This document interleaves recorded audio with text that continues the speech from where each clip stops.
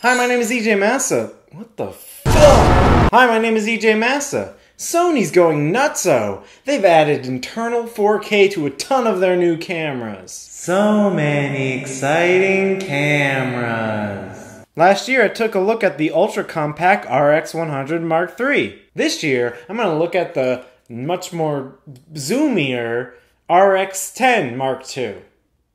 Who's Mark? Why is there so many of them? I really like that Sony's coming out with all of these feature-packed cameras. The RX10II in particular has 4K video and various slow-mo modes, so I'm excited. Construction-wise, it feels plasticky, but it's a very solid plastic. I like that it has plenty of programmable buttons, and you can program this wheel to do things when you spin it. The EDF seems a little small to me. I think it's better than the RX1000 Mark III and the LX100, but I don't know, maybe my eyes are still too fat. Piggy, piggy, piggy. Have some 10-pound slim down, piggy. I love the aperture ring, and you can declick it with a switch, which is perfect for video shooting. The zoom lens is very nice. Constant aperture through the 24 to 200mm equivalent zoom range. It also has a very useful flippy screen, but it can't be flipped around, so no selfies. But you know what? I'm gonna try anyway. Selfie! I did it. Hey, do you like touchscreens? Too bad. This doesn't have one. It just doesn't. Doesn't do anything. And you know what? I don't miss it. Call me old-fashioned, but I prefer buttons to a touchscreen any day. Although having both is nice, but not necessary. I wish there was a dial here, but there isn't. There just isn't. But don't worry, there's a camera flash. I feel like it has a really great construction, so overall, I like it. Now let's take a look at all the video features. First off, you got some great focus peaking and zebras. My favorite thing is the built-in ND filter. I assign it to a function button so I can quickly turn it on and off. I kind of wish Panasonic's cameras had built-in ND filters because I find them so useful for video. Sony also added their S-Log2 picture profile. Just in case you don't know, a long profile is a way it encodes the image that, in theory, it gives you more dynamic range. Let's take a look at some 4K footage that I shot in S-Log2. I used Film Convert to quickly grade the footage. And I found shooting in log gives a much more muted, but natural looking image, as opposed to shooting in the standard profile, which is punchy and colorful. You seem to get more leeway grading your image in post. But real talk guys, I can't see myself shooting in log very often. Mostly because I'm a run and gun shooter and I have very tight deadlines. Also, I'm lazy as fuck. I just want an image that looks great right out of the camera, with no hassle.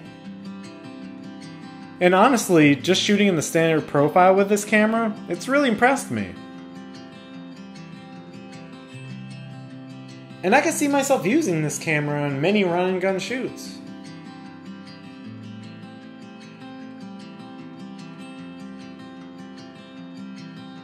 The zoom lens is also handy with video so you can really zoom in and inspect racist Indian statues. You just really get in there and see what... Wait, is this a white girl who just really likes cigars? Maybe I'm the one who's racist.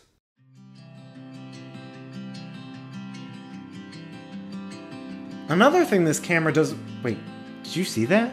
There it is. It's a joke I haven't done in a while.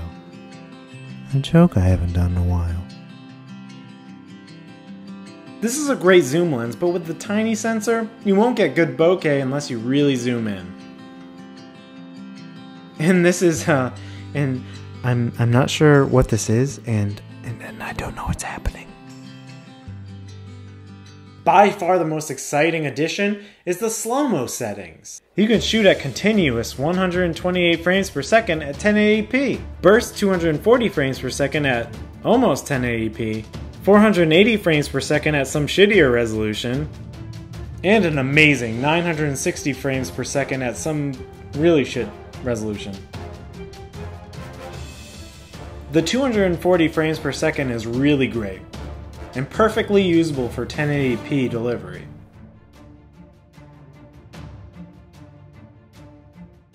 The 960 frames per second should probably only be used for like science experiments. Or maybe like a music video where you put like film grain filters on it and publish it to YouTube so nothing matters, and then you show your mom and she'll be like, "That's nice, dear." The burst modes are kind of annoying because you have to press a button to put it into standby mode, where you won't be able to change the focus or the settings, which is a pain because most of the stuff you'd want to film in slow motion is moving around constantly. This makes the 1080p 120 frames per second mode much more useful because you can shoot continuously.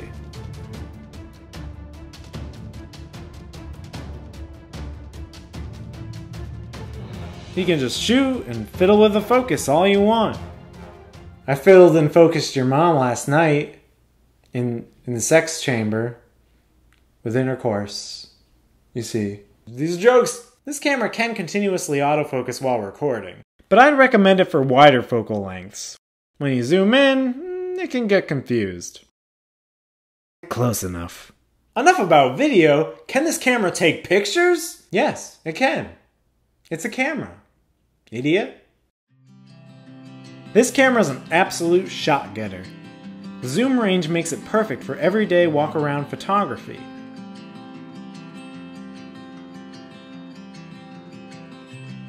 It autofocuses fast in bright sunlight and shade, and is an absolute joy in that regard.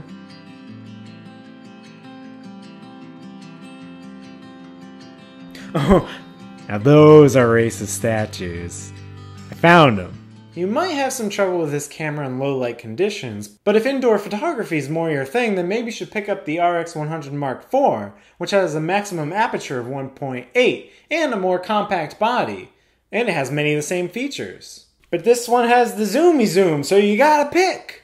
The RX10 Mark II is so feature-packed, but so is the price at a premium $1,300. So with that in mind, do I recommend the camera? Well, I definitely think it's worth your money. But if you can live without slow-mo and ND filters and S-Log, then maybe you should go for the Panasonic FZ1000, which goes for half the price of this camera and has 4K and a great zoom lens. But if you're Mr. Moneybags and have a lot of money kicking around, you won't be wasting it on this camera. It's really great. It's perfect for documentary work and run-and-gun videography, and it takes great photos. And I'm sure in a few months, the price will drop a couple $100. Don't worry, you'll regret your purchase no matter when you buy it. Regret! Now that I reviewed that camera, maybe I should review the much-hyped A7R II. You know, I wrote to Sony asking for a review copy. Let's see if they sent one.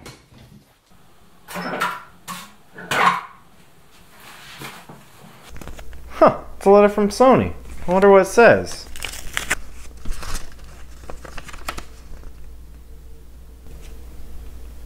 Oh. Behold, denizens of the internet, I have some wares for you to browse. You can look at more camera reviews and lens reviews, or you can watch me and fellow compatriot John Hunt review macaroni and cheese for yonder children. Verily, make sure you subscribe. Well, good day, fellow kinsmen, and make sure you avoid the plague.